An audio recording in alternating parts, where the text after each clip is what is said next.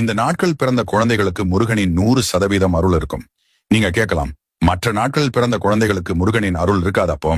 முருகனின் அருள் எல்லாருக்கும் தான் இருக்கும் என்று சொல்வீர்கள். முருகனின் பரிபூரண அருள் உலகில் பிறக்கும் அனைத்து குழந்தைகளுக்கும் இருக்கும். ஆனால் இந்த கிழமையில் மற்றும் நாட்களில் பிறந்த குழந்தைகளுக்கு முருகனின் அருள் மட்டுமில்லை, முருகனின் அம்சங்களும் இருக்கும் என்று நம் முன்னோர்கள் மற்றும் சாஸ்திரங்களில் உள்ளது. இந்த நாட்கள் பிறந்த குழந்தைகள் எல்லாருமே முருகனின் மறு உருவம் என்றே சொல்லலாம். அந்த முருகனே குழந்தையாய் பிறந்திருப்பார் இங்கு.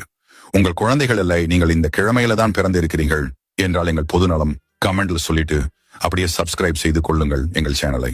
முருகனுக்கு உகர்ந்த நாள் அப்படின்னா அது செவ்வாய்க்கிழமை தான். பொதுவாகவே செவ்வாய்க்கிழமை அன்றைக்கு பிறக்கும் குழந்தைகளுக்கு முருகனின் அருள் மற்றும் முருகனின் குணாதிசயங்கள் இருக்கும். மற்ற நாட்களில் பிறந்த குழந்தைகளுக்கு பொதுவாகவே கர்ம வினைகள் என்று ஒன்று இருக்கும்.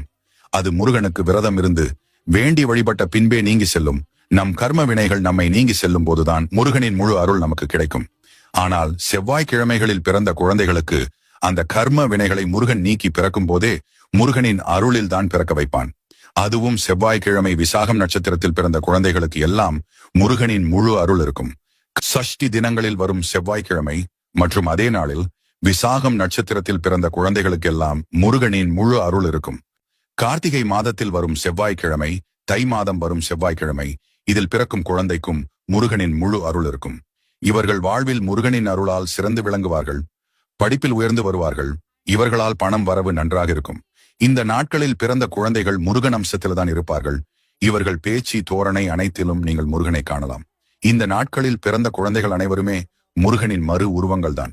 இந்த வீடியோ பிடித்திருந்தால் எங்கள் பொதுநலம் வீடியோவை ஷேர் அண்ட் லைக் செய்யவும். ஓம் முருகா.